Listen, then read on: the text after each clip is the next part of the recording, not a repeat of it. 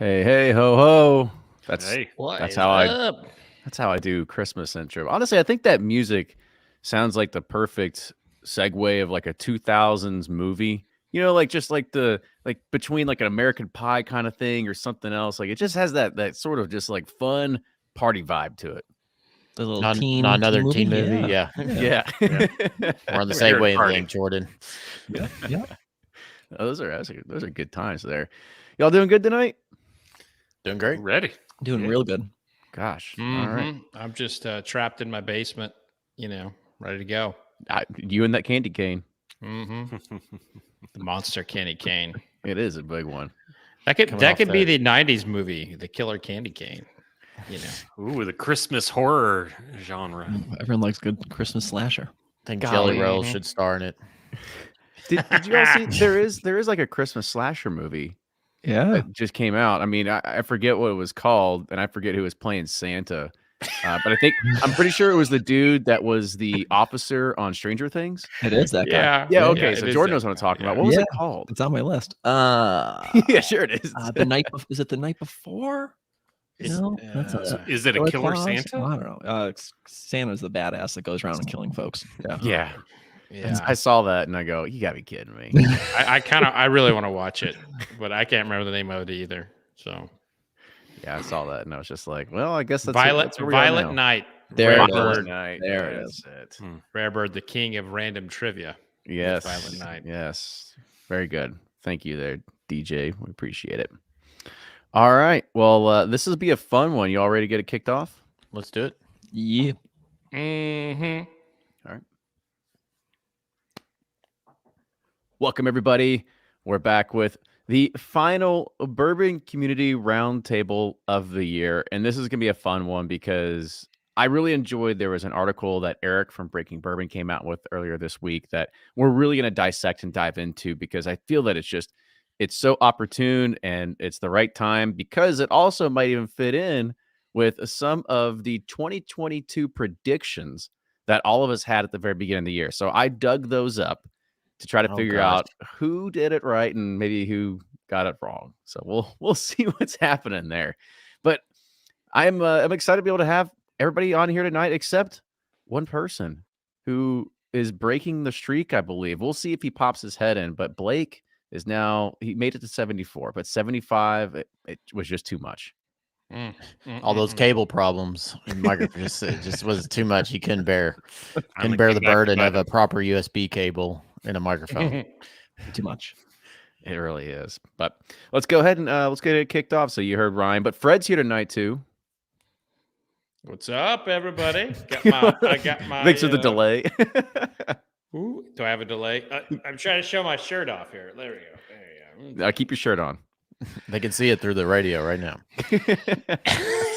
I'm wearing a fine custom fitted sweater from Bourbon Pursuit, where we have the finest fashion here at Bourbon Pursuit. And it's also available on our swag store, bourbonpursuit.com/shop. Go there. Nice little plug. Way to go there. Appreciate it, Fred. But we'll also include everybody else around here. So Brian from Sippin' Corn. Yeah, I had the delay too. Sorry, guys. Trying to unmute. Brian was sipping corn, bourbon justice, all that jazz. Sad to not have Blake, but glad to be with you all for 75 and the holiday show. And I was telling Jordan before we were kicking off, he was posting all of his Duke pictures this past week. So not only is it the holidays, but it's the UK holidays. So Ooh, go Cats. Ooh. the rivals going deep now. Go ahead, Jordan. Oh, all right. So this is Jordan from BreakingBourbon.com, one of the three guys who runs the site. Happy to be here. Looking forward to diving into Eric's article, and this will be a really good year-end wrap-up. Let's do this. For sure. And this is, again, thank you all for being here. Thanks, everybody that's tuning in right now. If you have some questions that you want to put in the chat and have us go with it, make sure you put them there, and we will do it as we continue on here. So let's go ahead and let's dive in with the first topic. And as I mentioned at the very beginning of the show, this was really sparked from a article that's most recent one on Breaking Bourbon. You could have got it if you're on their email list. Make sure you go and check it out. But the title of the article is Does Bourbon Have a Small Brand Problem? So, again, shout out to Eric for making this. I'm going to read just a little bit from here to set the stage for anybody that hasn't read to it, and then we'll start diving into the individual components.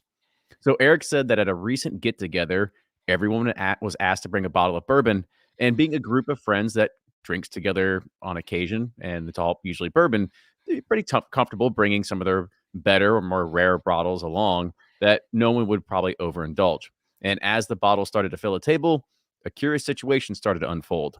One by one, each bottle was from a major distillery without a craft or small brand bottle in sight.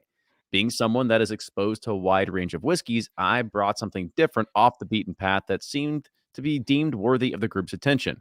While I didn't go out of my way to sell the bottle I brought in any particular showmanship way, I left it to speak for itself. As the night unfolded and the bottle levels dropped, my bottle remained the least touched. This event made me wonder if bourbon has a small brand problem. In a setting of like minded whiskey drinkers where money wasn't involved, the least known bottle of that group sat untouched and unloved. And he goes, even speaking with liquor store owners, they are saying that getting customers to try anything beyond the major distilleries is quickly becoming not worth the effort it takes. He says they even see it on Breaking Bourbon too. They do their best to cover a wide range of releases, everything from the latest major distillery to the maturing craft distilleries and to the local bourbon that can't be found outside of the particular state it's made in. But more often than not, it's not from a major distillery. People don't seem to care in large numbers. So there's a lot to unpack that we're going to start going into this, and it's true. We also see it on the Bourbon Pursuit side.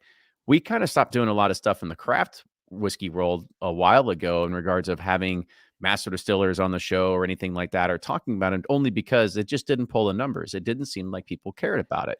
It's always your Heaven Hills, your Four Roses, your Jim Beams, everything like that that people seem to start gravitating towards. So before we start diving into some of the individual topics, does anybody want to kind of give some initial thoughts to this? All right, I'll dive in since it's our article. So it was really interesting when Eric brought this concept to us, right? We've been talking about this consistently on Breaking Bourbon for years now, and Kenny just mentioned it. You know, we notice we religiously track our site traffic, and we just noticed when it's not from a big brand, people just don't care. Yeah, it's really interesting when we interact with a lot of folks on social media or via emails that come in every day. A lot of people talk about the small brands that they love in their home state. And I think, you know, what it goes to show is the mass majority of folks, as we're talking, and Eric finally said, here's a straw that broke the camel's back. Exactly as Kenny set it up. I went to this party, brought a craft bottle, and we thankfully do have access to a lot of craft bottles that you may not find in your home state. You may not find in your market. You could probably find it online if you want. A lot of them are sent to us for review as samples, and you probably wouldn't pull the trigger at the price to buy those, right? And that's okay. So we try a lot of stuff. Some's not good. Some's really interesting and unique. As we really started dissecting, as Eric started coming up with this article, we really talked about, the three of us, you know, why are people doing this? And he listed out like 7 or 8 main points in the article. And it's a great opinion piece. If you haven't read it yet, go to the site and check it out. But it really got us thinking, you know, what is driving folks away from craft? And those 7 points or 8 points that Eric laid out really were the catalyst of the conversation between us that started the article, and more so as we started noticing all of the interactions afterwards on social media and the emails and the comments on the website from all walks of life. We had a few small craft distillers chime in. They agreed with it, right? A lot of people started comparing it to the craft beer industry, but flipping that perspective on its head, where with the craft beer world, when that came about, it's because large beer, right? Those large conglomerates, they sucked. Everything that was out there was just the same, right? Very homogenous. Just nobody really wanted to do anything new. Craft came along, they revolutionized the beer world for the American consumer and the American palate. The opposite is taking place in the bourbon world. So the large established brands, yeah, there's some stuff that you might not like, but for the most part, they usually put out something decent and sometimes something really decent. So now what Craft's trying to do is what they're trying to put out is already starting at a point where it's hard to beat the entrenched competition. And it's even harder for consumers to consistently give you money over and over and over again to try new things. It's just one of those things, and is, you know, we encourage our own readers and encourage all the listeners to Bourbon Pursuit to think about the same thing as, you know, why don't I try craft more? And really, what's the issue here? And I think, you know, more craft distillers need to be tuning into this conversation to really think about, well, what are we in this for? Are we in this just to make a buck? We're in this to change consumers' minds, and really, what are people needing to see? It's a rough industry to be in, right? And I'm sure Kenny and Ryan can talk about that. There's a long lead time to starting up and being really entrenched with a lot of good product in the pipeline. When you start off, sometimes, especially if you're distilling and not sourcing, it's really hard to get your product to a level that consumers are used to, thanks to really cheap, decent bourbon from Heaven Hill, Buffalo Trace, Jim Beam, etc. So I'm going to turn it over to the rest of the folks and let them give their opinions. I love to hear it, as I loved reading all the opinions on the article. But it's just it's one of those conundrums. Like, how does craft slowly, build that confidence and that consumer trust so that they can move from craft to maybe a bigger brand, or maybe not even move from craft, but just move to, this is a brand I'm seeking out. And that's such a rarity nowadays in the bourbon world. We were at Whiskey Advocate. I think we wrote about this, I want to say 8 years ago when I was there, and there were roundtables about this at like industry conferences and stuff. And this has been a pretty prominent issue for a decade. And these small distillers have kind of accepted it. Like Benny's is just like, they can't take another pitch, right, about a new craft brand. And when what I have noticed now, and you all may get this too, Jordan, is that when I do recommend a craft product, I mean, I will have people just be like, you got this wrong. Like, I recommend Spirits of French Lick a lot. Like, I like that brand a lot. I like Journeyman a lot. I mean, they just won our best whiskey at the Ascots, and I love those two products. And there'll be people who get the bottle, and then they're like, I hate this because it has this note. I don't like that. And it's a matter of like, people don't want to explore outside of their comfort zone. And I really don't think a lot of people read tasting notes. I really don't. I think they just see something won an award or got recommended by someone. They don't actually read or watch what someone wrote or said. And I think that's part of the problem.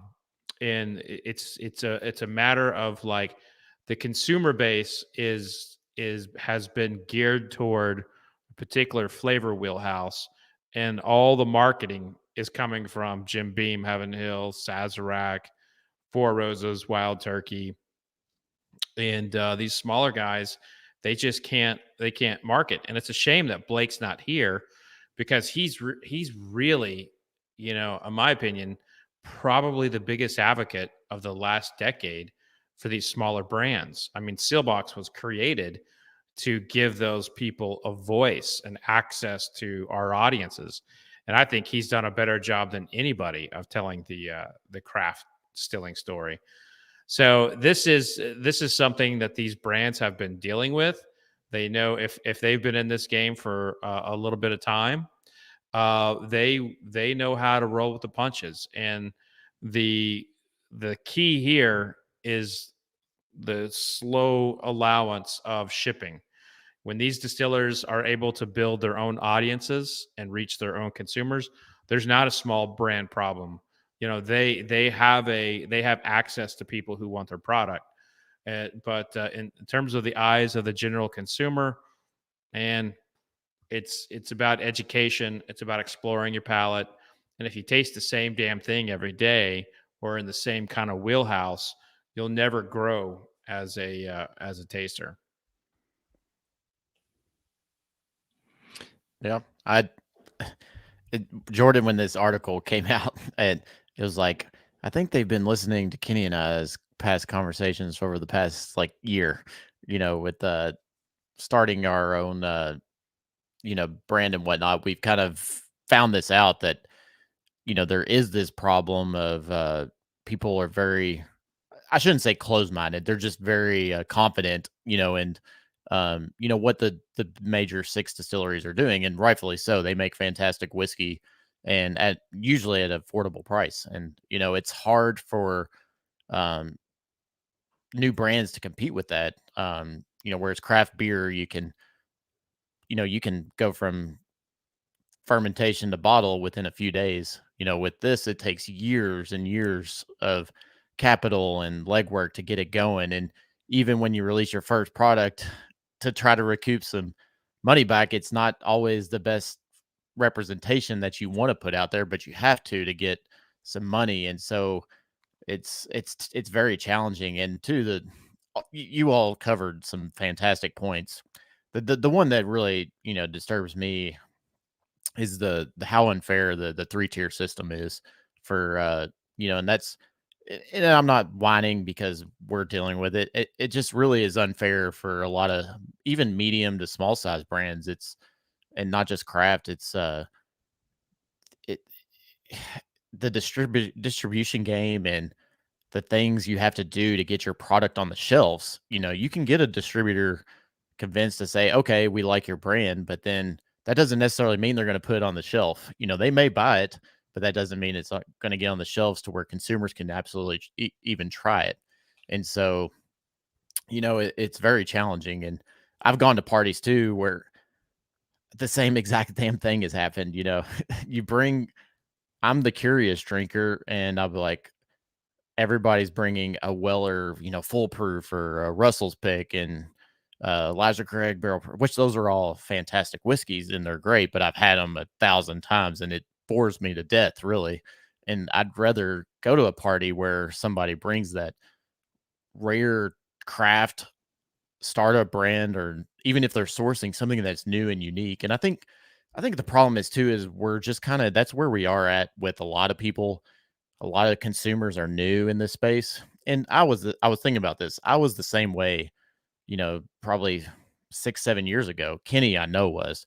He's like, Kentucky or die, George T. Stagg, or I'm like, don't even talk to me. Don't even talk to me. And I think we just have so many new people in the space that they're still in that excitement mode of where they're like still excited about hunting and finding the rare unicorns of the major distilleries. And I do think there'll be probably a shift because as hell, I started my own brand because I got tired of chasing, camping and chasing and finding the whiskey that I liked.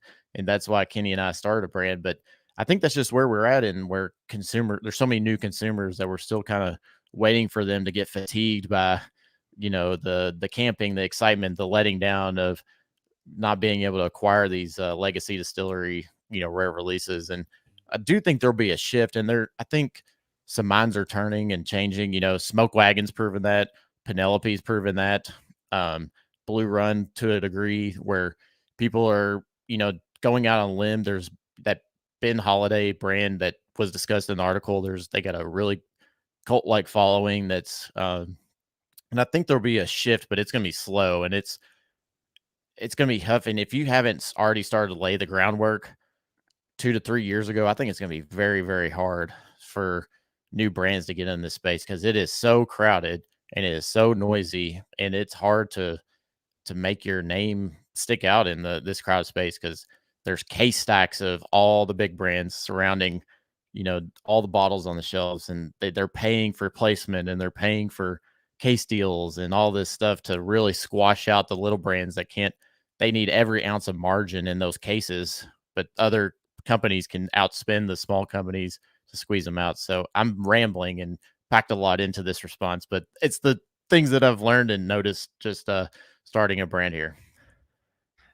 You're totally right on. It's a long-term play though. And just looking back at me, like you just were looking back to what I was thinking 6, 7 years ago, my test was, is this craft any better than my $11.99 6-year Heaven Hill bottle and bond? And if it wasn't, I'm not going to get another bottle. I just had a one of those 6-year bottles at a bottled and bond tasting, and actually I didn't really like it this time around. And so it's kind of funny for me to see that as my former standard. And now what I think I'm seeing is there's a lot better bourbon out there from these small distilleries than there was even 6 years ago. So there's a lot of progress. I think that's going to help change people's mind. People on the comments are all talking about Alan Bishop, and you guys mentioned Spirits of French Lick. That's helping, turning the tide. There's just so much better whiskey coming out of these small distilleries now than there used to be, but it's a long-term play. It's unlike beer, where you can have Not only can you turn around and have a beer, but you can hit big on it pretty quick and then make another one. And here, you've just got to wait. You've got to prove your worth. And we're finally having some distilleries get through the system and prove their worth, and some other ones still not so much, that I still won't touch. And it's You know, funny. Oh, yeah, go ahead, Jordan. Sorry. one quick point, and I'll jump in there. It's funny that you made that comment, Brian. You know, you can have a beer, right? So the difference in Eric and I talked about this a lot before the article and the opinion went live, is the tough part is, so everyone who's listening to this podcast right now, right? You love whiskey, right? Or else you would not be listening to the #1 bourbon podcast out there. We wouldn't be talking about it if the 5 of us on this podcast didn't love whiskey. But we represent, even all the listeners, all of our followers, everyone, we represent such a small amount of the consumer base. So the majority of consumers in America, they don't have a whiskey shelf, a whiskey closet, a whiskey room, how, you know, hundreds of bottles, even 10 or 20 bottles. They might only have 1 or 3, right? And with craft beer, yeah, okay, I'll buy a 4-pack. I don't like it, it'll be gone in 2 weeks. Some people might only buy 1 to 3 bottles a year, right? So they got burned once, unfortunately, by people who tried laying down the roads to craft 5 years ago. Oh, you know, I only buy bourbon 2-3 times a year. Do I want to go get a bottle that I'm going to take a chance on? Or am I going to try something new, right? And unfortunately, the bars may not have a lot of the craft stuff that the store does. So it's that uphill battle of not only getting consumers to buy it, but the consumers who have such limited purchasing power a year, in terms of, well, I only have space on my small little bar cart or the shelf in my kitchen closet. Nothing wrong with that whatsoever, but I'm just going to keep 1 or 2 bottles, right? Maybe 3, and I'll go through them. Maybe I'll go through those 3 in a year. That's a really hard uphill battle to face right there. And that's a lot of what I think we often forget as diehard whiskey lovers, is that we're not the average consumer by any means of the way, We're right? far from it. We're Right? very far from it. But And we're often buying we, 50 a but year. because everyone on this podcast, everyone listening to it, we're all in that insular, you know, that circular world of just whiskey. And I'm sure everyone's on the Facebook groups and different social medias, and all they do is talk about whiskey and think about whiskey. The average consumer is not like that. So we often, because we're in the world so much, we think, oh yeah, this is what everyone does. We're far from it. And that's a tough battle to, you know, especially Kenny and Ryan, I'm sure you guys are seeing, that's a tough battle to try and face. Yeah. But one thing, you know, Brian mentioned that kind of is like, we don't know with these big distilleries scaling like they are. I mean, when I don't care who you are, and I haven't been in business long, but when you scale, you have to compromise quality somewhere. I don't care what business you are. You know, even the biggest, best national chain restaurants compromise quality somewhere to get where they are. And I don't know if you're going to start seeing that, and where craft can maybe start to like take over some of the premium spaces. I don't know. It's when you start pumping up that much juice and you have these much bigger warehouses, these are things that these distillers haven't dealt with before, you know. And how is the whiskey going to be, you know, because they haven't produced this much and stored this much and batched this much, you know, ever before. How is that quality going to continue, I guess, moving forward? That's an interesting take. I think we'll find. Well, let's go ahead and answer that. I'm going to put a marker on this so we can come back in 6 years and see if you're right or not. Oh, probably not. Probably not. I'm wrong in I get 1 out of 10 things right in my life. That's about my ratio. But here's the thing. Even with that, we're still, and most craft brands are going to be at a disadvantage no matter which way you start turning this. And I really liked what you said first about maybe I would say we're probably the second wave that got out of chasing after Blanton's and Weller and everything like that. And don't get me wrong, if it's in front of me, yeah, I'll see it. I'll probably have a drink of it. You know, I'm guilty of that too. But now that more people are getting into this, you do see more people eventually exiting because either they've acquired so much or they don't want to chase it anymore. We're not the ones that are waiting in lines at stores in the morning or anything like that. So you will see that eventually probably tail off as either more people get into it and more people go out. It just continues to be a revolving door of this. To go on some of those other points that were made inside the article, you know, there was another recent, I think it was a thing. I know I was on it. I think Nick was on it too, about the American Craft Spirits Association when they came out with all their latest numbers. And I think there's a little bit over 2,600 craft distillers now in the United States. I mean, that is a shocking number. And when you start thinking of how many craft distillers there are, and you start thinking of, oh crap, are we going back to where we were before? Because I'll kind of spill the beans a little bit. When we talked about our 2022 predictions, we started saying this might be the year for craft because hey, we're in like 4 to 6 year range for a lot of these things. They're going to start coming out, and now it feels like it's just starting over again because there's be more people that are coming to market, more people trying to make the names for themselves, more people that are going to try and create a product that's going to try to gain mind share. But as was mentioned in the article, there is a lack of trust in the day because we've all been burned by a bad bottle of whiskey at some point. And it doesn't take you too long to go, I'm not going to do that. I'd rather go get my rare breed or I'll get my Elijah Craig because I know exactly where it's coming from. I know where the consistency is. And I don't have time to spend on 2,600 distilleries to go and figure out where I got it right or where I'm going to get it wrong. And even if I'm not going to figure out if I get it right or get it wrong, I mean, just going back in the article, there's not enough information to be able to get out there, and there's not enough ability for you to spread your message fast enough either. Because if there is a consumer that's going to be in the aisle and they are looking at a bottle, and if they don't sit there and pull up breakingbourbon.com to figure out what the review is, well, they're just going to go to whatever's familiar. They're going to go with whatever they've had before or what somebody else has talked about. I think that's probably one of the greatest points in this whole entire thing is freaking hype. If the hype train is not behind it, people aren't going to get it. You look at what happened to Smoke Wagon, you look at happened to Blue Run, you look at happened to some of these smaller brands that blew up overnight. It's hype. It's not because it's the greatest whiskey in the world. They have good whiskey, but it's hype. And You gotta be Fred's number 2.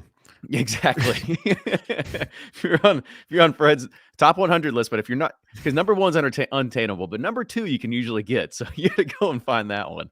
But I mean, that's what you look at and you think, I mean, that's all a word of mouth marketing right there. Because as much as you want to look at people going around and chasing after Weller and just trying to find it, put on the shelves, and they got 6 things of green label, well, they're going to go out and get a bottle of Smoke Wagon, not because they know about it.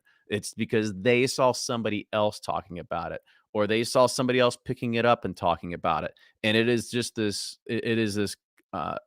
huge thing of like, you just got to get hooked into whatever that magic dust is that just gets you in the circles to be talking about, because it's really hard to just do it on your own. As I think what Fred had mentioned very early on is that it's budget, it's marketing dollars, and it's spend. And there is absolutely no way that any small brand can come and compete with a Diageo or a Constellation or a Beam Suntory. There's no freaking way that you can do a national campaign like that.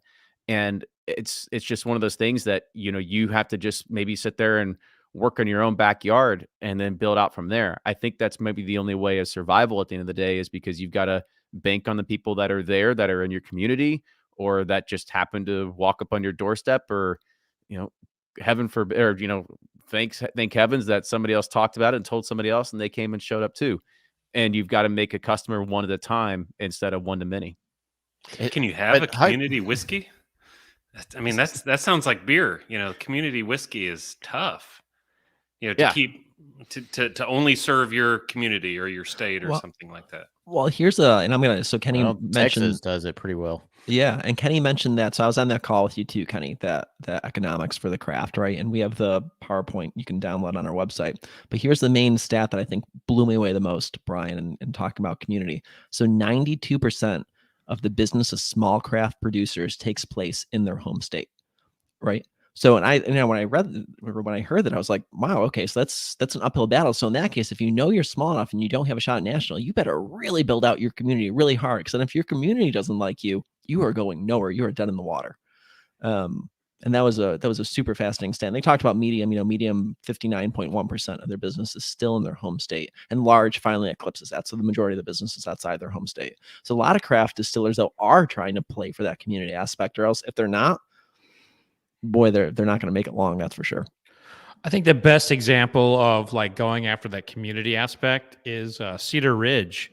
Cedar Ridge is the #1 selling bourbon in Iowa, and they really fought for that. And man, the craft brands that are trying to get in the back bar in New York and in Las Vegas, they learn real quickly that ain't going to play. You know, you cannot compete with those folks. So you have to build your base. And there's a lot of tools out there now for people to do it. You know, when we talk about Smoke Wagon and you talk about Blue Run, what is their whiskey? I mean, their whiskey is coming from great distilleries. You know, it's not like a craft brand. I think NDPs have a better building a brand through the NDP model can fare a lot more successfully than trying to build a distillery and create like a new flavor profile. And these small brands that are NDPs, I think that they have a better ability to capture those people who are just drinking Elijah Craig because their flavor profiles are not that different. However, or they're when- exactly the same or as everybody exactly else. the same, yeah. That another one while you're mentioned there is Old Carter is another great one. They can put out Mhm. stuff with double-digit numbers on it, and it gets a huge following. Yeah, and that's just it. Is like it comes down to, and someone put it in the chat, and I'm glad they did. It's important to note that you can sell the first bottle, but the whiskey has to sell itself as for the second one. Jim Rutledge has said that for forever, and like you have all these celebrities coming out with different whiskeys.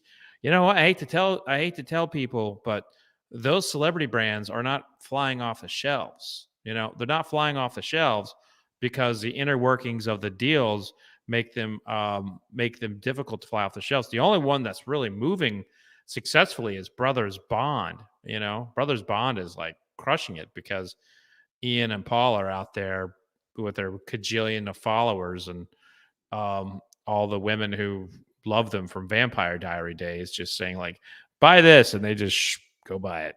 But you know, That's influence right there. that's the OG influence.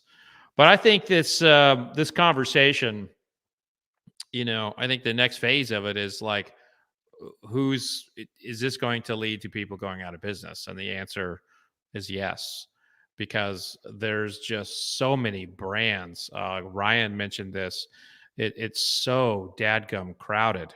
It's so crowded, and it's just not. Um, it's just so hard. And like, I mean, right now, you know, I'm trying to compile my top 100, and I'm like, I've tasted this year.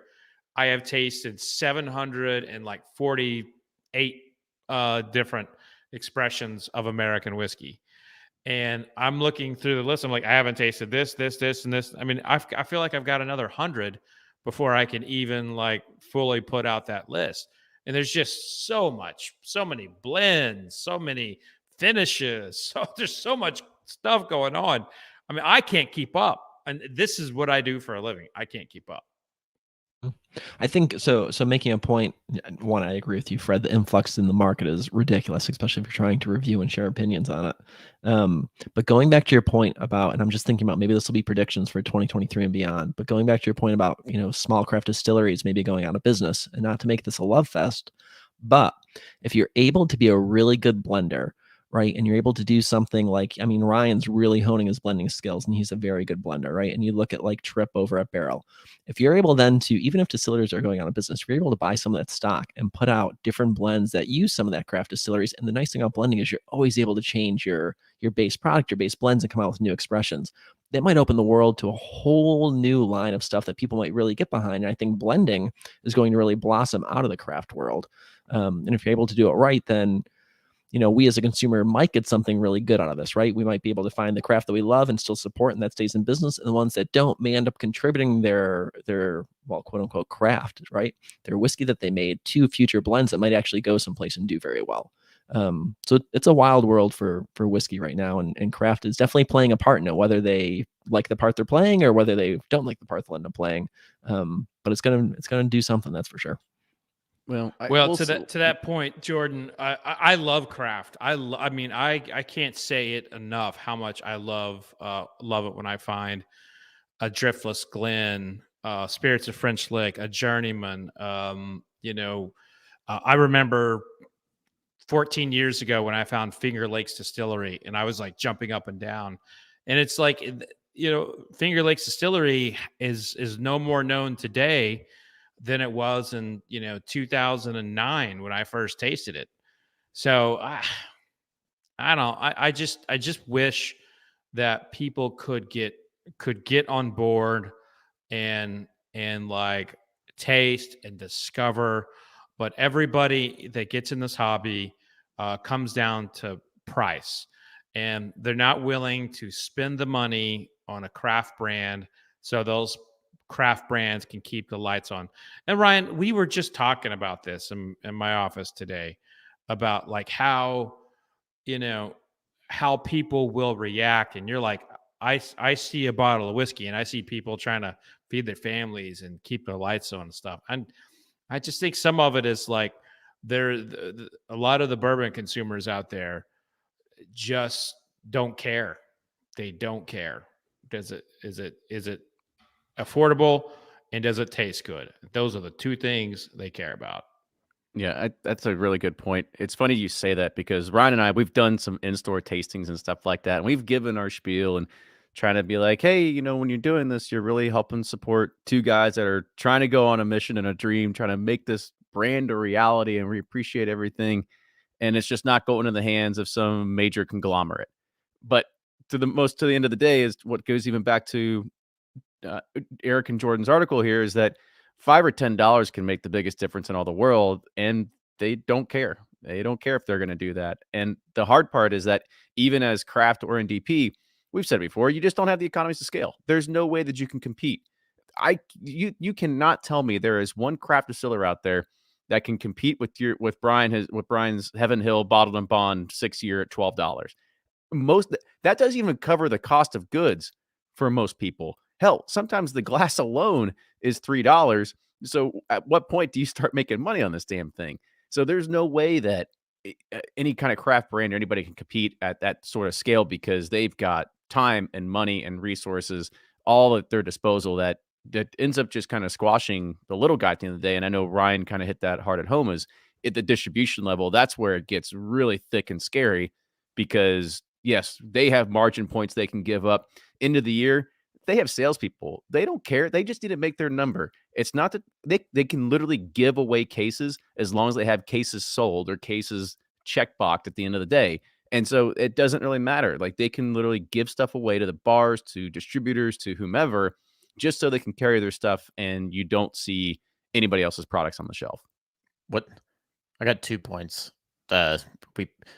First point is it's funny,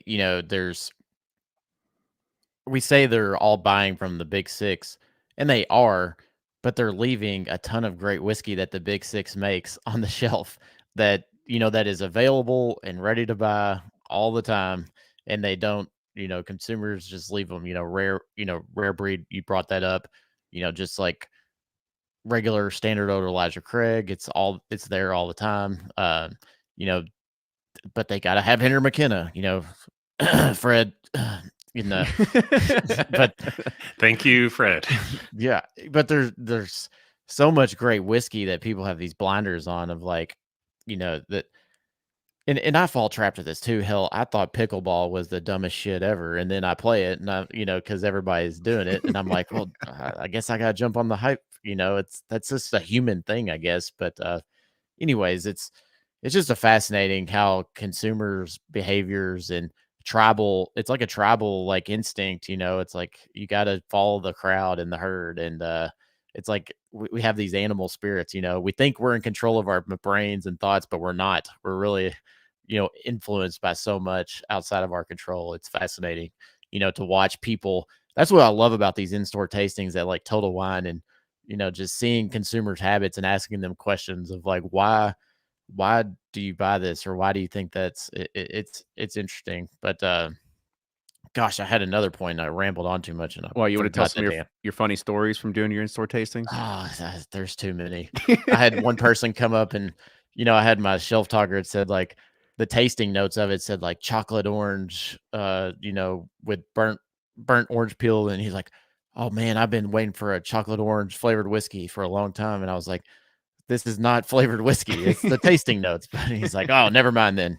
he just walks away. But yeah, it's it's a funny world out there. But gosh, I had something really good to say, and obviously it was so great I forgot it. Well, I want to just take a minute there just to pause because there's I know we've talked about it a few times here, and Brian Aiken brings it up too. He goes, it's not just craft. It says right now there's just too many brands. When you go on the shelf, you look at it.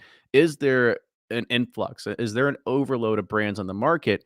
And we talked about this, and I don't feel that we're going to see the end of it. In fact, it's going to keep going because whether it's a brand or whether it's LTOs, limited time offerings, or one time releases, whatever it is, it's going to keep going. It's all the finishes. Everybody's just got to keep coming out with something new and new and new to keep people buying more stuff. And here's the thing is that you can go to most liquor stores and you go and you walk down the bourbon aisle and you're like, oh God, there's so much here. And then you go look at the wine aisle and you're like, well, never mind. It's really, there's a lot more wine than there is whiskey out there. Yeah, and the model of like having multiple SKUs, that business model has been proven to work quite well. And when you do it effectively, Barrel is not a big company. I mean, that's 100,000 case company, which it's nice. It's very nice, but in comparison to like Willet or Four Roses, I mean, that's like a drop in the bucket for some of those companies. And they command a quarter of a shelf when you walk into a liquor store. They'll have all the various batches on there. They'll have the seagrass, they'll have the dovetail. And that when you do it right, it engages the consumers, and it also gives you more real estate in a liquor store. But when you do it wrong, and I'm thinking of one that I just tasted, the RD1, the RD1 98 proof and the 101 proof.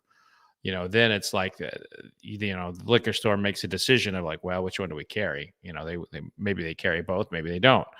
But like you just get like a single slot. So when you have those multiple expressions, I mean, that is your reputation. That's if you have a couple of hitters in there, you're going to get more real estate on the shelf and you're going to bump somebody. So it's effective.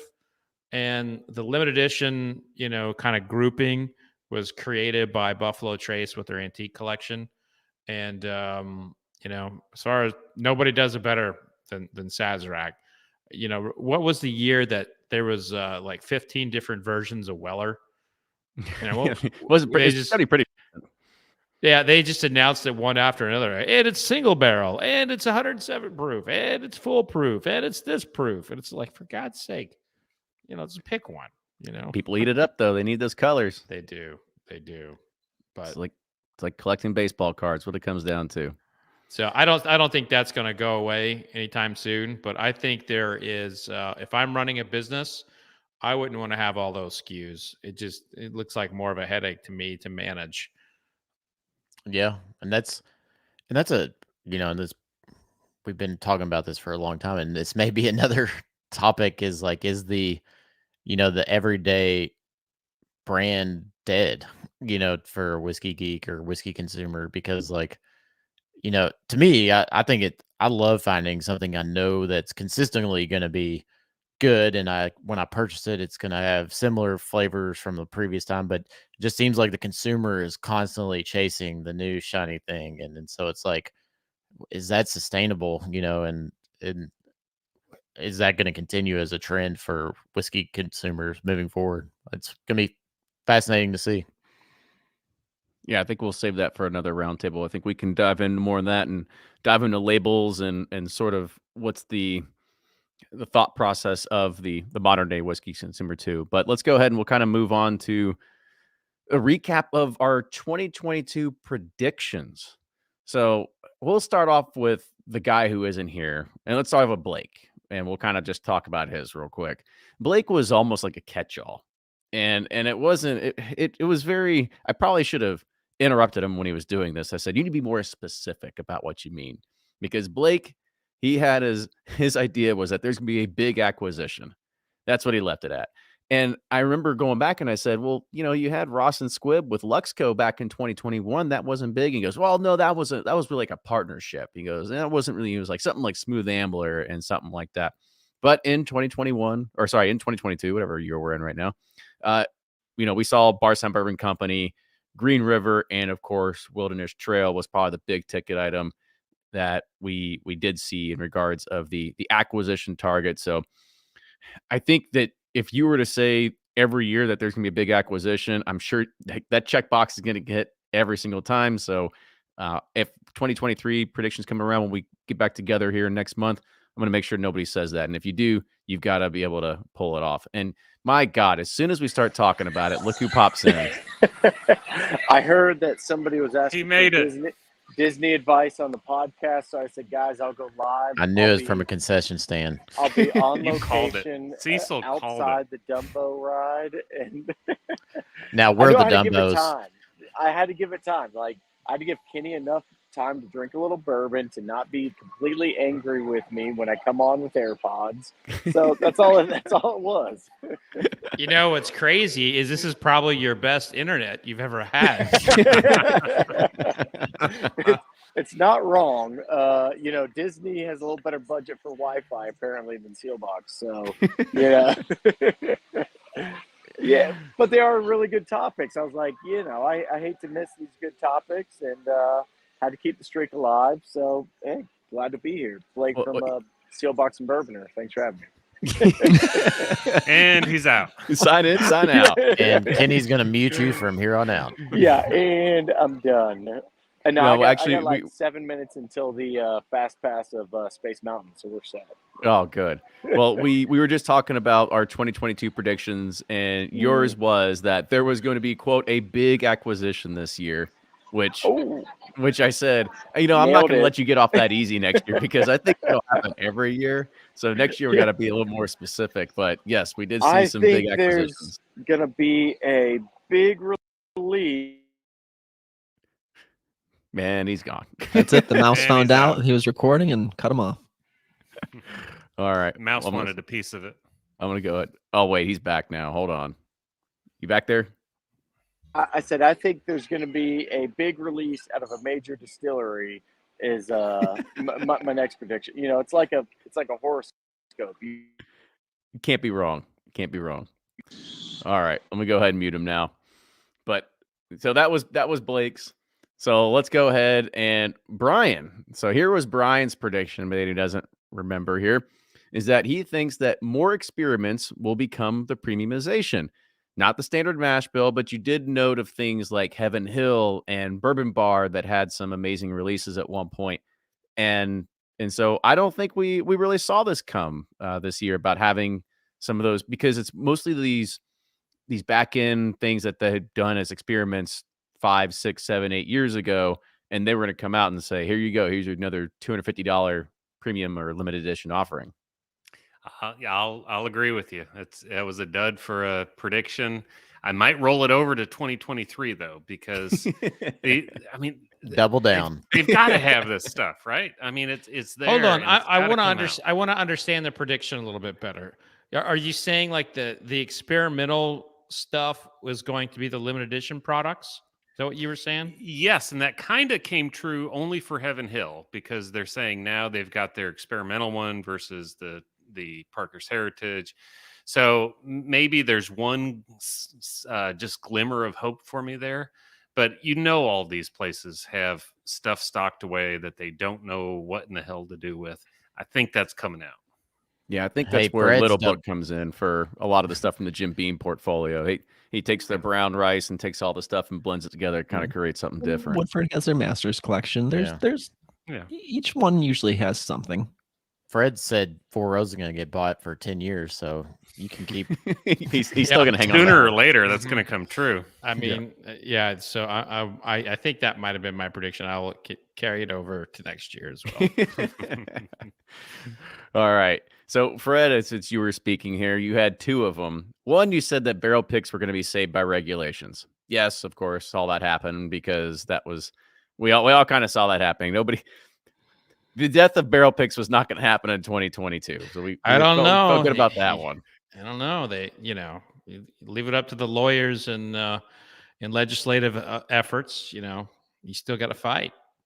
Well, and here was your other one that Now when you think about it, it was probably a long shot to make it happen just because of how fast the government works. But you said that the federal government will take barrel finishes are going to be out of the whiskey special category and they're going to make themselves something completely different. Yeah, they're still in the works on that one. But hey, I know it's in the works, so that's exciting. Is that really a prediction then if you just know it's in the works? Well, I mean, it's an educated guess. I predict that Inside Fred's going to eat information. lunch tomorrow. I don't know what it is. I'm predict he's going to eat lunch. Well, I mean, if you want me to start just throwing hay balls, I'll go again with Four Roses will be bought eventually by somebody. Well, we'll figure out 2023 when we get back in January here. Sure. Yep. Nick wasn't on this tonight, but here was maybe we'll just lump it under Breaking Bourbons here. If it's a good prediction, we'll take credit here. I'll take credit. If it's bad, then yeah, totally blame Nick. Well, it kind of goes back to your article. So Nick All said right. that small craft players will try to capture mind share by coming online and doing more storytelling because most big players are the ones doing it. And he also said that he will think that more regulation will start increasing because bourbon hunting has gone too crazy and that there's just got to be more rules put in place because people are fighting in line and peeing in line, all that sort of stuff too. That happened. I mean, there's somebody Yeah. in jail right now in Virginia. Somebody got it right. So, Yeah, I forgot about that. yeah, And, so there's been some crackdowns on that Well, stuff. and PA just cracked down, and they didn't really slap hands, but no state employee can buy any of the limited edition bourbons anymore in the state, so they kind of Oh, wow. took away that back end. So yeah, states are cracking down a little bit. Yeah, it's a so-so prediction. Sorry. All Nick. right.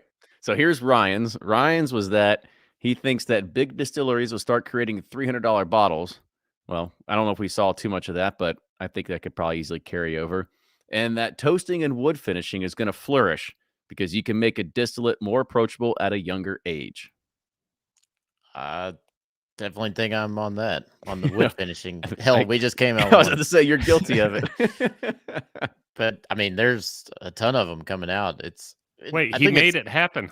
Exactly. Yeah, exactly. It was for this exact episode. I was like, I got to make this come true, Cut it out about 2 weeks ahead of time. Way to go.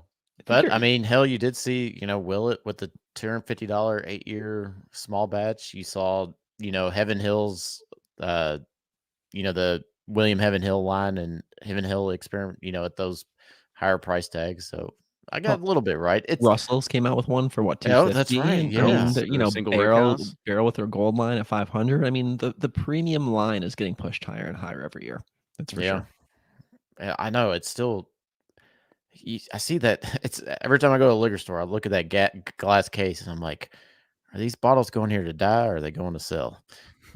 That's what I wonder. Well, I mean, I'm True. sure it's true for everyone, though, and I'm sure that was part of your prediction, right? I'm sure we all have people reach out. I need to spend this much on a bottle. Yeah, Right. It's those- needs. Right. That's it. Yeah, those sell Christmas, Father's Day, and Derby. Yep. That's exactly right. You go out with a certain dollar amount. It used to be $100. Now it's 200, and that decanter will check that box. Yep. Yep. And if it's priced less, they don't want it. They need to Right. spend that much or They more. need it. Yep. So I think Ryan was 2 for 2 here. There was a third one that Ryan had, and that's that Canadian whiskey will be accepted as premium. It's a little early, but maybe next year. Maybe next year. I don't know. I'm gonna say yes. Oh yeah, Fred. We Yeah. I think that the answer for that is yes. And Whistle Pig is the great case study there. It is just not Canadian whiskey being bottled by Canadians. It's being on the brokerage Americans market. who can market better. It is actually it's not that. It's just that they drink all the good stuff there. They just don't send it down here. And I saw Dr. Don in the chat too earlier. But Canadian whiskey, I think, is so good. It's so good, but they they screw it up with Crown Royal. Like screws it up. I mean, if you all could taste the original stocks that go into those blends, you would be so pissed. I mean, it's so good by itself, but they have to blend it and screw it up. So well, 2023, we'll take a field trip up there and be like, just hold back. We're gonna form a picket line so they don't make it happen there. And then my predictions were that 2022 was gonna be the year of throwbacks. So vintage packaging, vintage advertising, and stuff like that, which somewhat kind of came true. I mean, the chicken cock stuff was kind of already starting there with their tin can, apothecary, whatever. We saw all the stuff come out of Maryland. That's all MGP, but it was all those throwback labels there. I believe there is another throwback label that's recently came out that's 10.5-year-old MGP as well. So you've seen a little bit of it, but I think that might just be a fascination with every year. It's not just it wasn't a major sort of spur. I know I saw some advertising, but it wasn't widespread. But that was one of those things that until goes back to our original thing is like until you see the big guys get behind it, who knows if anybody actually pays attention? Well, if not, I mean, Hardin's Creek, right? That's a throwback. That bottle design, that label, that's very much harking back to old times. So Redbird it's just said starting. Fortuna. That was another one that kind of came out this past year too. So yeah, maybe I guess I'll take a 3/4 of a point. We'll do that. I noticed the other day I was walking on Main Street. There's like a Fortuna story right there, kind of in front of my Humana. Sorry, just in case you're walking on Main Street, someone at some point. There's a Fortuna story. I don't know why I threw that in there, but it's an interesting one. All right. So in case you're just walking down Main Street, make sure you go and check that out. In Louisville. Yes. In Louisville. Yes, sorry. I'm sure we specify. And around Humana, by the way, too. Downtown headquarters. Wait, which Humana building though? That's true. It's like 9 of them. The newer one. Well, shit, they're redoing the other one. So I don't know. One of the Humana buildings. Is it the on the pavement where they have the little marble cutouts of stories, that area? Correct. Yes. Yeah. Like more closer to Museum Row than Whiskey Row, I would say. Yeah. Okay. So like the newer Humana building, the one that's more modern architecture.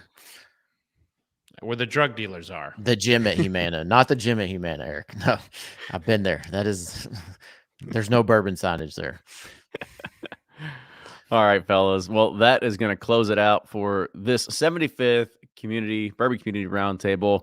And it's going to close out our last Community Roundtable of the year. But, fellas, it was a pleasure once again to hang out with you for another 12 months of doing these and being able to get together every once in a while, making them happen too. So looking forward to another year in 2023.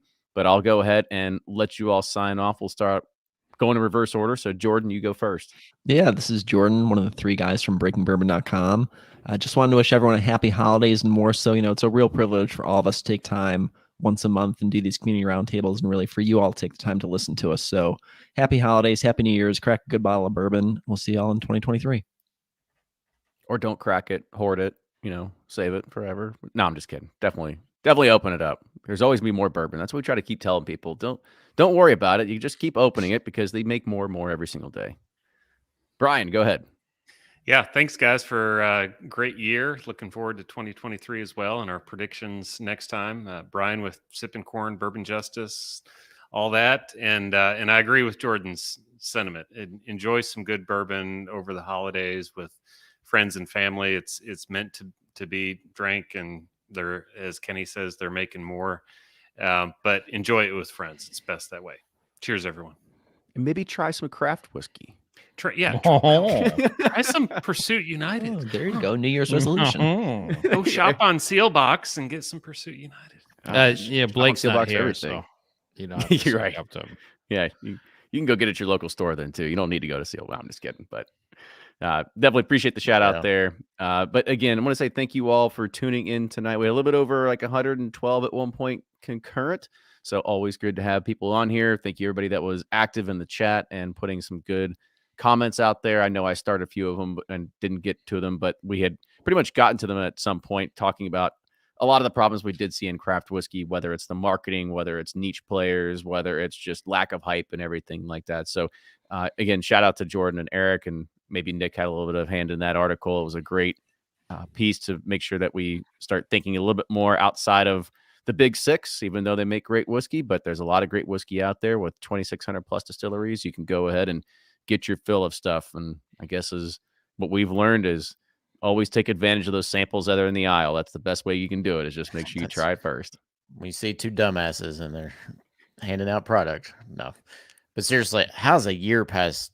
I mean, time is flying by. I feel like I remember making those predictions and I didn't until now, but it's amazing how time's flying by. And so it's like during the holidays, yeah, just everyone just sit, relax, spend some time with the closest people you're with, be present, Yeah. really enjoy the moment with a good bottle of bourbon or rye whiskey, from Baltimore or something around those areas. I'm kidding, but it's just whiskey's one of those great things, and this community is so great that let's just really try to be present this holiday season. Time is flying by, and I just can't believe we'll be here next year.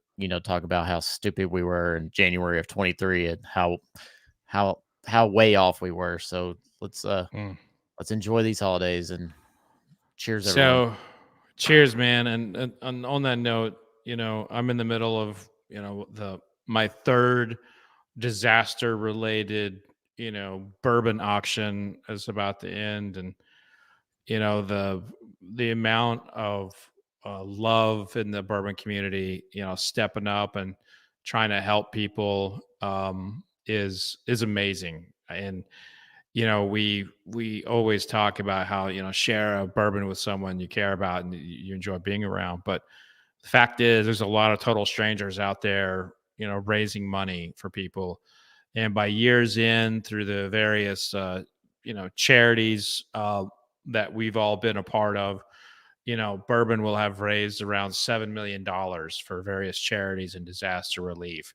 So, I mean, that's something, we should all be very proud of. And if you are watching live or listening live, it's probably too late if you hear this on the recording.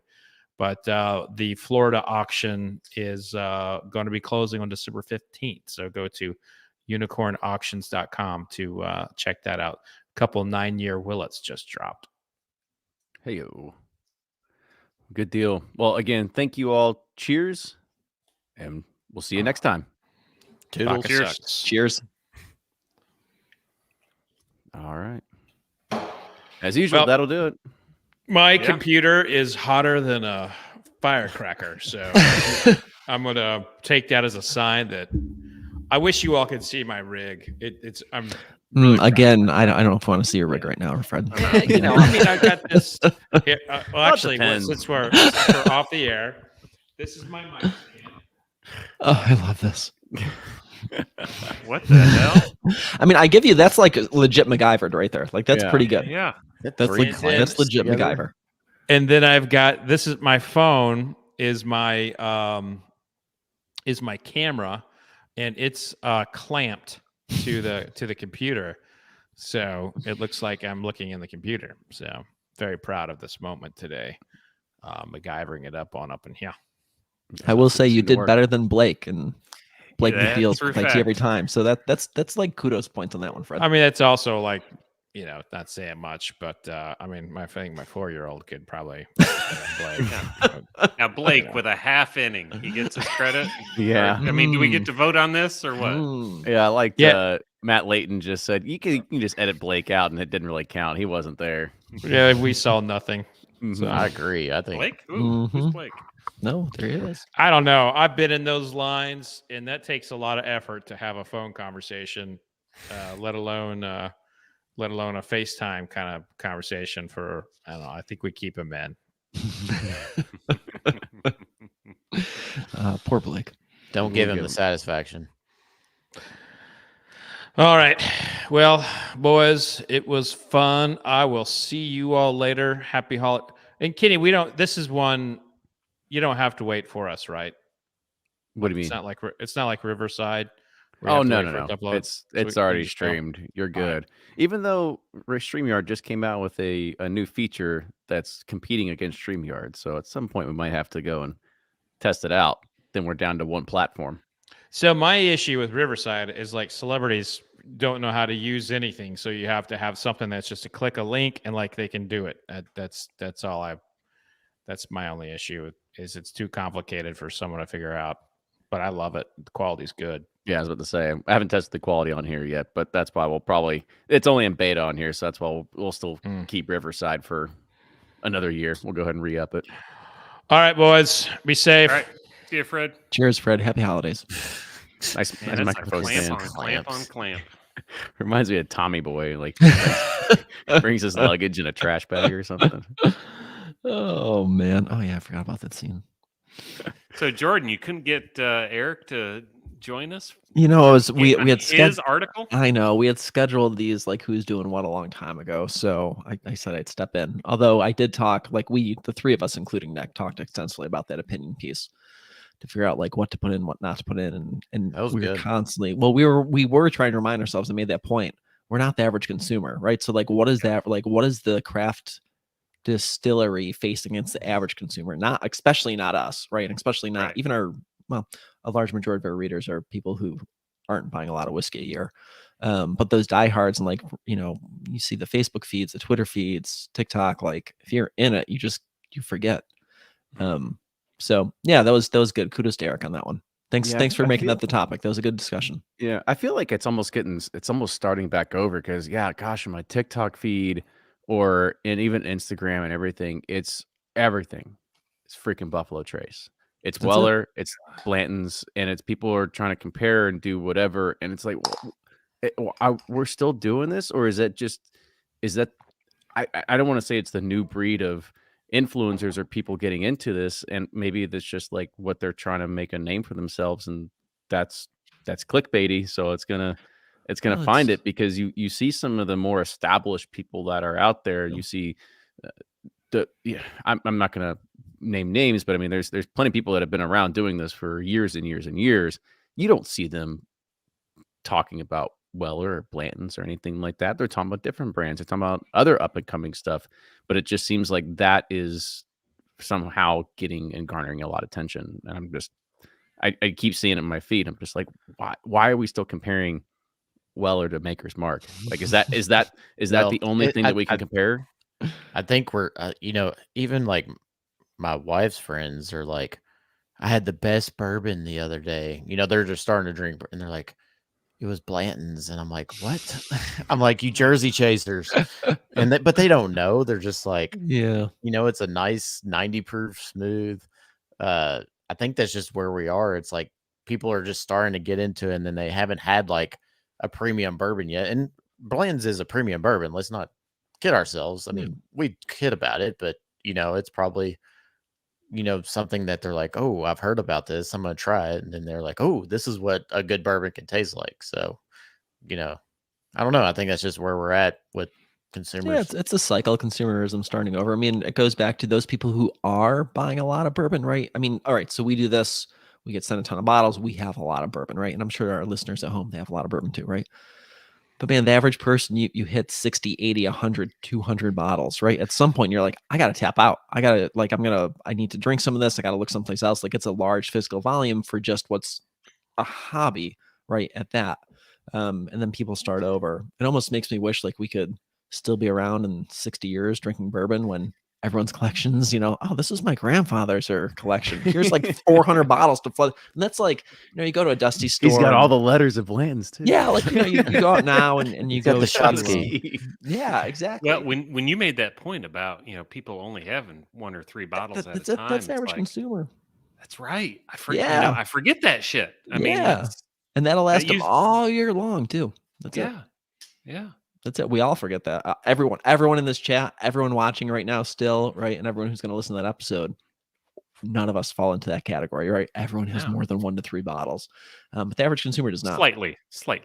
Yeah, you're right, because you made a good analogy with the craft beer scene earlier, but it's like, but Bud Light and craft beer are just not on the same playing field. And so you can make Bud Light super cheap, and it's meant to be super cheap, and it's not meant to be something that's fantastic or good. It just gets the job done or refreshing, whatever way you want to look at it, versus an exploration of flavors and all this other kind of stuff. But that's the problem that whiskey has. Like, you can make really good whiskey really cheap from these big brands, and the craft stuff is like, I don't know if it's that as good. So it's a big conundrum. But even craft beer. So I'm not like, of the three of us. So Eric and Nick are big beer drinkers. I like beer. I buy craft beer, but I'm not like a huge beer drinker. Don't drink it all the time. So like I'll go out now, and even a lot of like the craft beer, especially now that everything seems to be like 11 or 12%. Like I'll go on, there'll be like a 4-pack from like a local craft distillery, right? Or like maybe like more of a mid area, mid major, and it's like $40 for a 4-pack. And I'm basically this opposite of like the person I just talked about in bourbon. I'm like, am I gonna like this? I don't know, right? I mean, it's only $40, but like, maybe I'll try like this other craft beer that I know is like at least good for 20, or I'll just stick with like a major brand I like for like 15 or something like that, right? I mean, the same thing happens to me. So I get it. And it's even harder when it's bourbon, when it's going 60, 70, $80 a bottle for something that is most likely not that good. Right. Right. Yeah. Nope. That's or you blow $80 on a Bourbon County Stout special tube bullshit. $80 on one beer. I know it's paid amazing. for 1 pint of a beer. Yeah. Is that how much they are now? Yeah.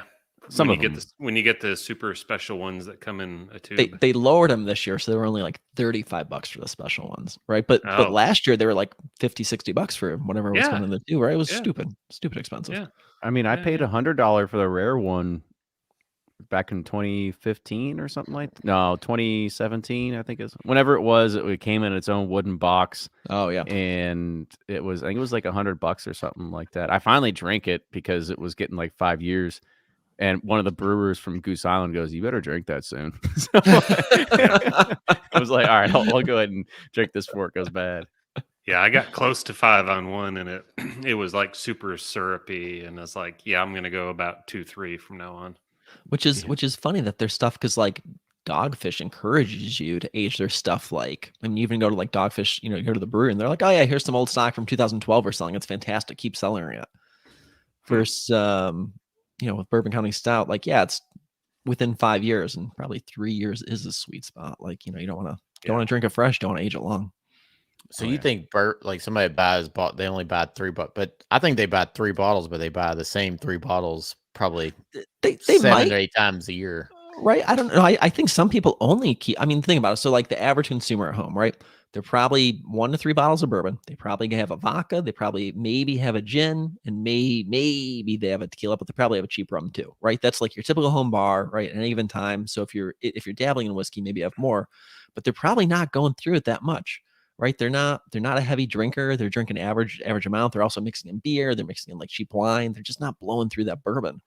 And then on top of that, right? So think about this. So, all right, you're thinking about, just go to any person's house that's not deep into the spirits world, right? They're probably having like a Captain Morgan's rum, maybe a little bit nicer vodka for like $20-$30, right? Maybe $30. Maybe they have a gin that's $20 or $30. Maybe they have a bottle like Bombay or Hendrix or something. And then all of a sudden you're saying, "Hey, here's this bottle of craft for $60. It's like 2 to 3 times what you normally spend on your other alcohol. Give it a shot," right? And by the way, if you don't like it, just come back and give another one a shot for the same price. It's so hard. It's just not realistic. There was a great question in here. I can't find it anymore. I guess I'm just thinking, Tony, like, oh, go ahead. I just said that I'd like to see more craft distillers embrace the 375 market. Yeah, I Kings get it. County's done a good job with that. Yeah, they have. Although the problem is their prices for their 375s are like a 750. Or like buying a 750 of somebody else's, right? Yeah. That's the problem. Is because that is it's twofold. One, it's a logistical issue from acquiring inventory, because to go and acquire a container worth of glass at 750s, well, now you acquire a container worth of 375s, and now you have just like 2 to 3 times as many bottles to go fill, right? So it's a logistical issue from an operational issue from a filling side of things. The other part is shelf space. There's not a lot of retailers that want to bring you on as a 375, because that's margin that they're not going to make, because they want to put other bottles there. So unfortunately, that's just the reality of what it is. Yeah. So I wonder, well, maybe this is for the future, but could you do I'm sure they're out there, could you do a vertical, and have to come in a container, which costs more money to hold up, right? But a vertical 2-pack of 375s, right? So you have Old Forester's 375, doing that right another one, now right? with So then you the kind of slide into it the same spot as a single bottle on the shelf. You could sell it in. Old Fo's Huh. doing that now with the. They have like Oh, the holiday pack, right? yeah, it's Everybody's like got a a holiday pack. 1910, 1920. It's actually Or I keep seeing it. That's a fantastic gift idea for somebody that you're trying to get into bourbon or like likes bourbon and wants to explore. You get all 4 expressions and priced pretty decent. yeah, Where was Erica's? I know where wine and beer has advantages, which bourbon price per pour is much Eric's on fire better. tonight. Yeah, he is. Sorry, Ryan. I just No. had to I was saying like say Eric's on it. I'm just thinking. Yeah. I mean, my wife. I mean, we probably go through. I'd say a case of wine. Every 4 to 6 weeks. Just Mhm. having people over, this and that. But the price per pour, yeah, you buy a $20 to $30 bottle, but you're only getting 4 drinks out of that. Where bourbon, you're getting 20 drinks out of the bottle, and that's the Yeah, the the wine you're finishing, 3 bottles in one night if you're bringing people over. yeah, correct. Whereas you might finish 1 bottle of bourbon, but I'm still thinking But- like tequila. I probably buy, I'd say, but I host a lot of people, so I probably buy 8 to 10 bottles of tequila, just making margaritas or something. But go back to your wine example, Ryan, right? All right, you crack open a bottle. There's 4 people sitting around. You crack open a bottle. Everyone gets a Yeah. glass, just a single Yep. glass. Yep. Nah, it's Bottle not that dead. good. All right, we finished my glass. Let's not buy that one again. Right? You Right. got 4 people in a bottle of craft bourbon. They each have a glass. Boy, this isn't really my thing. All right, I still have like 20, the equivalent of like 19 or 20 servings left in this Right. bottle afterwards. What am I going to do with this now? Right? Somebody's got to take that's this home. yeah, So- exactly. So should've got in who the is wine the business, who's the Kenny. computer guy who's going to do the Vivino for bourbon? Kenny, are you working on that? What do you mean the Vino? What's the Oh, Vino? like the for? aerator Vivino, thing? it's this Yeah, app. like- No, it's this app. You take a damn picture of Yeah. the label, and it, even if it's like 2015, it finds 2015 on the label, gives you some amalgamation of the rating. That needs to exist for bourbon. Sounds like a whiskey raider's job right there. Yeah. Yeah, there's so I mean, much there's- more resources on wine. Yeah, there that, really are. I mean, we got to catch up to them. Currently, that's where Breaking Bourbon fills that gap. Yeah, maybe Breaking Bourbon should go ahead and do that. You need People to- ask us about the app all the time, but I think, Kenny, you know this too, especially being in tech, right? Dude, the attrition rate for app usage is just horrific, right? You Oh, download an yeah. app, use it like once or twice, then you never touch it again. So it's like, Oh, really? Yeah. oh yeah, it's Well, horrible. Let's see. I think Blake just came out with his third one. Yeah, I forgot Right? about that. So he just came out with his third app. Fred had an app that was abandoned. Yep. So Yeah, he did. there's really not a whole I lot of remember apps for testing whiskey. the beta on that. Is Distiller still one?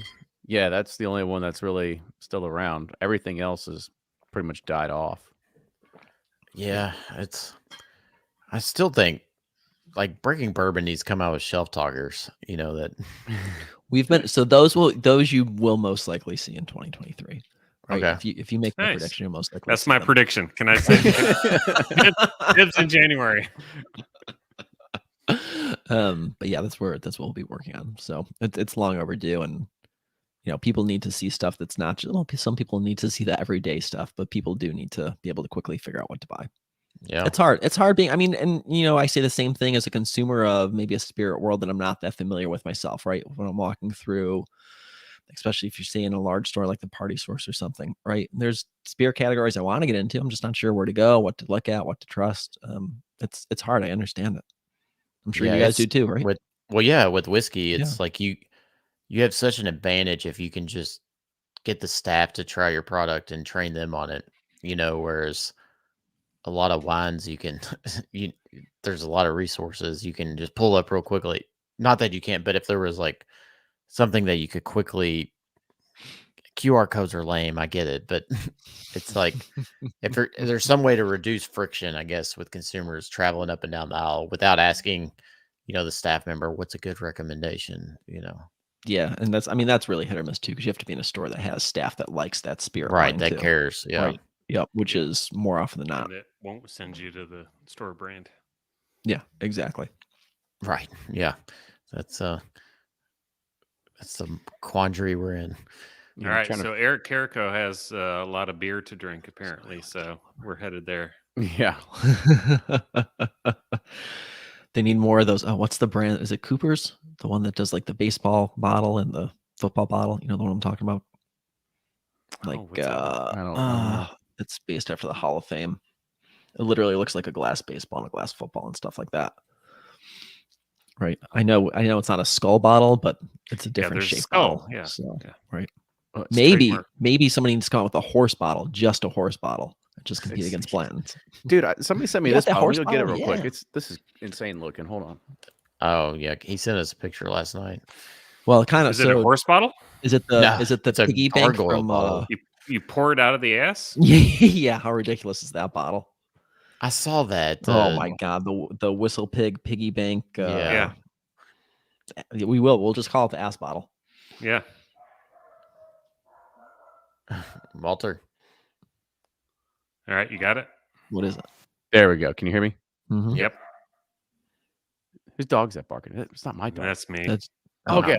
Can't be my dog. Oh, I said Walter. Brian didn't correct me. I was like Walter. 2 hours ago. I didn't know what the hell you were talking about. Just let Ryan keep on talking. Yeah. No. So anyway, World Whiskey Society. This came in. Look at this freaking thing.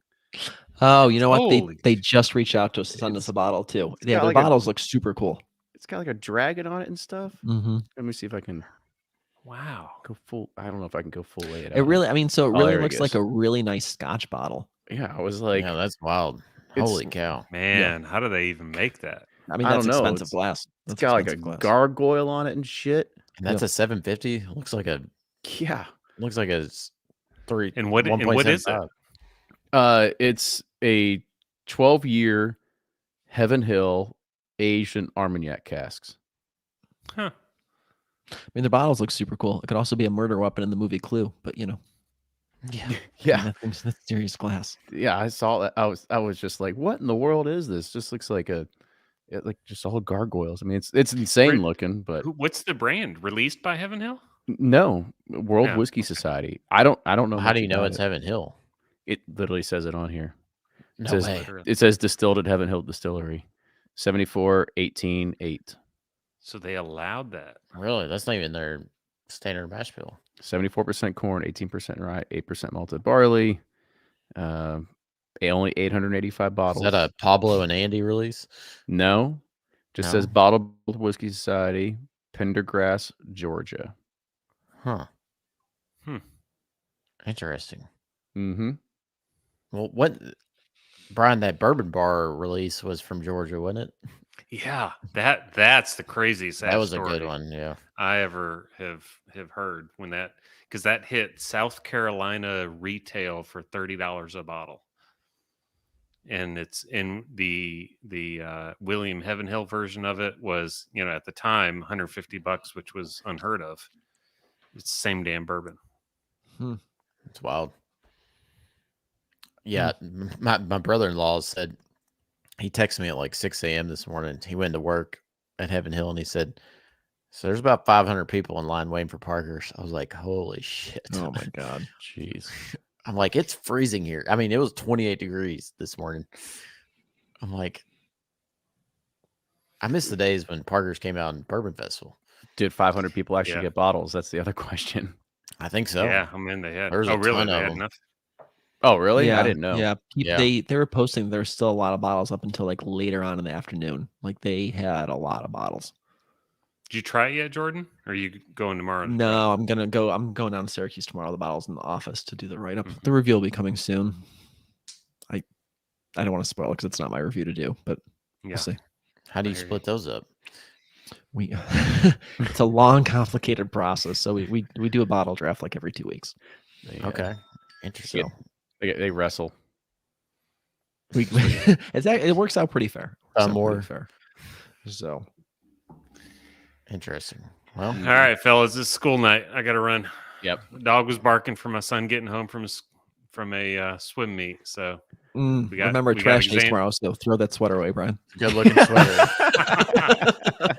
I'm just waiting for you to show up in a Duke sweater. Bring it. I think most of the viewers would probably be pissed at me. So He's just a closet fan. So Yeah. This is everybody's reminder as well to go and move that elf. Oh, Yeah. That's why I don't do the elf, because I'll forget. That's my what kids are my old enough, alarm they're was done. for. Yeah. Oh, that's you literally set the alarm for it. I have to set an alarm 10:30 every night because I forget.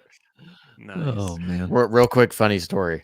So like, because my employees have iPhones, but for some reason, a couple of them have my iCloud ID, and I thought I had turned off all the iCloud things, but I guess I didn't on reminders, and I forgot.